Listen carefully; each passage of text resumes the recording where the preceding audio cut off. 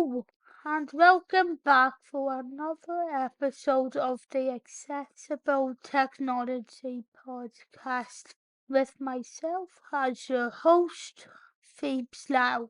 This is a podcast for anyone who is new to hear all about what everyday technologies are accessible for disabled people, as well as covering what technology is less accessible if you have a disability, and where I also like to give a couple of tips on how technology companies can continue making their technology even more accessible, if that is something that you're also interested in looking into.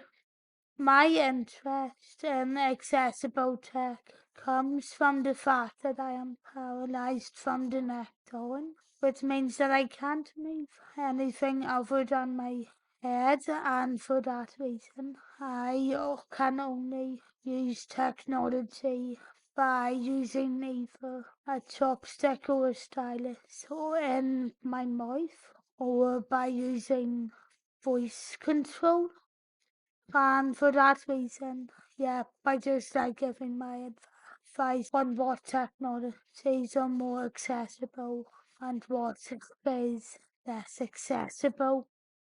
But before I get fully into this, I would just again like to say a massive thank you to everyone who has started listening to this podcast recently, and who has helped move the Accessible Technology Podcast into the chart on Apple Podcasts.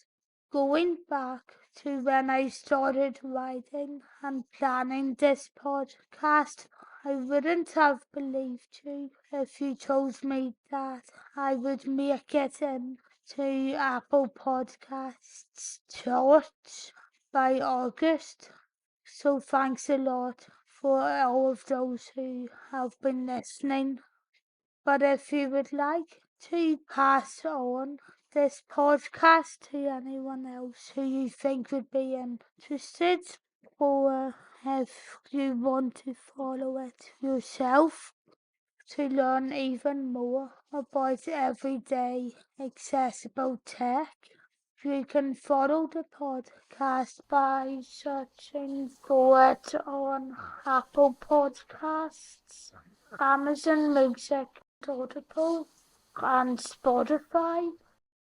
However, if you'd like to support the podcast and the content I produce in other ways, you can also support it by going over to the Phoebe's Now Buy Me a Coffee page, which is where you will be able to give me a one-time donation, find exclusive episodes that aren't part of the podcast, or check out other products that I will be releasing soon. In this episode, however, you're going to hear me reacting to Apple's new M2 Mac Mini and 14-inch and 16-inch M2 MacBook Pros, which was uploaded in a video to YouTube on the 11th of February this year, which means you're nearly up to date with all of my YouTube content, which is when I will be hopefully able to update everything at the same time. By the time I reach episode 67 on the week of the 29th, everything will be up to date, and by that time you'll hopefully be able to follow along with everything at the same time as everything is uploaded. So I will try my best to make all of that happen. But before I get into my reaction and to the news about Apple's new M2 Mac Mini and 14-inch and 16-inch M2 MacBook Pros, here's just some additional notes about them before I get fully into this. So in case you're wondering what the Mac Mini is, when it was first released, and why it is so important, it was basically first introduced in 2005, and it is basically a gateway into the Mac world, with users only having to pay for the Mac Mini machine and a compatible display, and it often comes in at a much more affordable price. The MacBook Pro, however, was first launched in February 2006 and was the first Mac to feature a backlit keyboard and a new magnetic MagSafe power connector, as well as also originally only being available in 15 inches, although that only lasted until 2019, when the first 16-inch MacBook Pro was announced, followed by a 14-inch version being announced and released in 2021. Yes, the 15-inch MacBook Pros have recently died, but it is still possible to get pre-owned versions. And as someone who still has a 2015 version of the 15-inch MacBook Pro, which I'm currently only using to write a book, I do think it's good enough if you want a machine that can do something like that, and that will let you get on with just your normal bit of office work or school work. However, in January 2023, Apple announced a new M2 Mac Mini and an M2 14-inch and 16-inch MacBook Pro, and those are the devices that you're going to be hearing about in my reaction today. But now that I have given you of those details, let's jump straight in to the reaction. Hello, and welcome to Apple Park. As you just saw, our users have never been more excited about the Mac, which has been revolutionized by Apple Silicon. We've already started the next generation of Apple Silicon for the Mac with the M2 chip. And today, we're going to bring M2 to the Mac Mini as well. It's even more powerful and capable, and it delivers even more value. Here's Aaron to tell you more. Mac Mini has never been more popular. Today, we're taking the amazing Mini experience even further with M2. M2 features a faster next-generation CPU and GPU, much higher memory bandwidth, and a more powerful media engine for blazing performance. And Mac Mini with M2 powers through even more demanding workflows. Workflows like image editing in Photoshop are up to 50% faster than M1. With ProRes acceleration coming to the Mini, video editing in Final Cut Pro is over twice as fast. And the new Mac Mini is also great for gaming. Next, we have more exciting news. To tell you all about it, here's Tim. M2 brings even more performance and capabilities to our most popular systems. It advances every aspect of the chip while continuing our relentless focus on power-efficient performance. M2 Pro cranks up the performance of our Pro systems yet again. To create our next generation Pro Silicon, we started with the supercharged building blocks of M2 and scaled up its architecture to deliver the powerful M2 Pro. M2 Pro packs 40 billion transistors into a chip the size of your fingertip.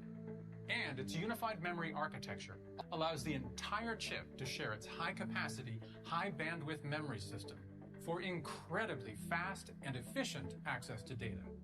M2 Pro delivers 200 gigabytes per second of memory bandwidth, twice what M2 delivers, and supports up to 32 gigabytes of memory. It features a next-generation 12-core CPU with 8 high-performance cores and 4 high-efficiency cores. It also has a next-generation GPU with up to 19 cores, and the neural engine is getting a big boost, speeding up machine learning tasks like video and image processing by 40%. Finally, the powerful media engine of M2 Pro rips through the most popular video codecs, dramatically accelerating pro video workflows while using very little power. So that's M2 Pro. And the first product to get this new chip is one you might not expect. Back to Aaron. Today, we're introducing Mac Mini with M2 Pro. With M2 Pro, Mini users can now run high-performance workflows that you wouldn't think were possible in such a compact design. Musicians can produce music with incredibly powerful plugins and effects without missing a beat. Photographers can adjust huge megapixel images in an instant. Creators can work seamlessly in multicam with multiple camera formats, including ProRes video. And gamers can play titles like Resident Evil Village in console quality. In fact, gaming performance is up to a whopping 15 times faster. Super excited about the new Mac Mini. And now it's even more affordable, starting at just $599. Next, let's talk MacBook Pro. MacBook Pro with Apple Silicon has been a game changer. Pros can work on projects that were previously only imaginable on a desktop. Creatives are stunned by its outrageous battery life. They're also thrilled with its XDR display.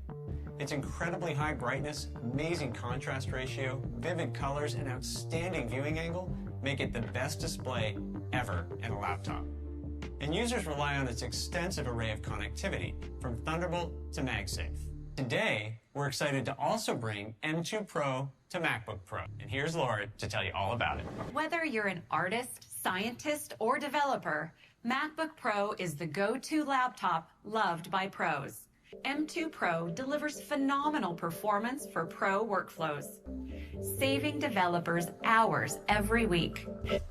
Yet how many of these videos are actually to an extent exaggerated, because I've seen that many other reviewers pairing various versions of the MacBook Pros up, and I am a fan of them, but I do feel like there's a lot that Apple don't tell us in their actual reviews that we are told by other reviewers when they compare one model to another. And image processing in Photoshop is more than 40% faster. For users pushing workflows to the extreme, we have more exciting news. Back to Tim to tell you more. Introducing M2 Max. M2 Max combines the incredible CPU performance of M2 Pro with an even more powerful GPU. It brings unbelievable performance and extraordinary battery life to our Pro systems. M2 Max has 67 billion transistors. M2 Max starts with a high-performance on-chip fabric with twice the memory interface of M2 Pro. And its custom package now supports up to 96 gigabytes of capacity. Just like M2 Pro, M2 Max has a next-generation 12-core CPU, and M2 Max has a much larger GPU with up to 38 cores. It also has our latest neural engine and a powerful media engine with twice the ProRes support. So that's M2 Max. Now, back to Laura. M2 Max takes the incredible performance of MacBook Pro even further. Colorists can grade 8K video anywhere with DaVinci Resolve up to 30% faster. Artists can have a mobile 3D studio wherever they go with effects rendering in Cinema 4D that's up to 30% faster. And its amazing battery life gets even longer with up to 22 hours. The new MacBook Pro also supports Wi-Fi 6E that's up to twice as fast as the previous generation. And with more advanced HDMI, it supports up to 8K displays. So that's the new MacBook Pro with M2 Pro and M2 Max. And it just looks way too powerful for what I need it for. But let's see what all they have to say in the last few minutes of the video. MacBook Pro is more powerful and capable than ever. The 14-inch model still starts at $19.99, and the 16-inch model at $24.99. Right, so as you can tell, my thoughts on this video is, yeah, I feel like although those Macs are obviously good for some users who are really advanced in their careers, and congratulations to all of them, they do seem a little too powerful for what I actually need them for.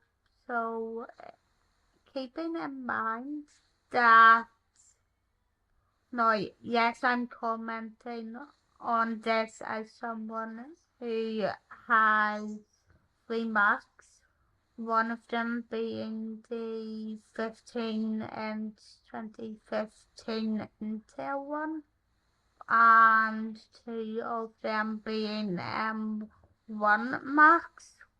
But even then, I feel like what I have is at least good enough without needing to update to the M2 Pro. Don't come after me for saying this, but I feel like the M2 Pro is going slightly into the slightly insane side, which yes, I'd love to be at some point in my career, but at the minute when I'm just uploading videos to YouTube as a way of promoting the work that I do, hoping to get into the film industry a wee bit more and working towards that at the same time as working on databases when I'm coming up with questions for people while writing a book and other bits of journalism and video work that I'm doing. I just feel like overall everything that these Macs are really aiming towards are people who are at a whole different stage than anything I need them for at the minute, and for that reason, for once in my life, I will not be aiming on trying to test one of these out. Although if Apple, if you're out there and you want to send me one for an accessibility review, hey, by all means, I'll check it out. But let me ask, what are your thoughts on Apple's new M2 Mac Mini and 14-inch and 16-inch M2 MacBook Pros? Have you bought any of them? And if you have you liked everything that they have to offer? Or have you instead decided to stay with any of the older models, including the M1 Pros? Well, if you would like to pass on some of your thoughts, you can include them in a review wherever you're listening to this on, as well as via the contact pages over on my Freestyle Tech Reviews site, pltechreviews.co.uk, or on my other website, phoebelau.com. If you're interested in watching any of the videos that I have uploaded on accessible technology before, You can find all of them by searching for PL Tech Reviews on YouTube, and please consider subscribing to it. But if you would also like to see a couple of my accessible tourism reviews, as well as my film, TV, theatre reviews and political videos, you can find them by searching for Phoebes Loud Journalism on YouTube, and I sometimes upload some breaking tech news to that as well. But furthermore, if you like everything that you find on Phoebes Loud Journalism, and you would also like to find a video-free version of everything on that in podcast versions, you can find my other podcast, the Phoebes Loud podcast, on all of the same destinations as you can listen to this podcast on. But of course, there is also the Buy Me a Coffee page again. In the next episode, you're going to be hearing my thoughts on the second generation HomePod, which was announced by Apple on the 18th of January 2023. And after that, I'll be reacting to the news that PlayStation have finally brought out an accessibility controller. But anyway, thanks for listening to this complete podcast episode the whole way through. And please consider following it and giving it a review if you like what I'm doing, or even if you don't like what I'm doing, because I will always accept constructive criticism. I plan to update this podcast 3 times a week, but honestly that could change at any moment, because I'm also trying to get into other areas of the journalism industry and have been applying for jobs. So if I have to change things around, then please try to be understanding. But I will try to keep everything as regular as I can. If you would like to follow me on Twitter or X, as it is now, you can do so by searching for @PhoebesLow, and my Instagram handle is the real PhoebesLow. You can also follow the Phoebes Loud Tech Reviews site as well, however, by searching for it on WordPress. Thanks for listening, and I'll talk to you on the next one. Bye!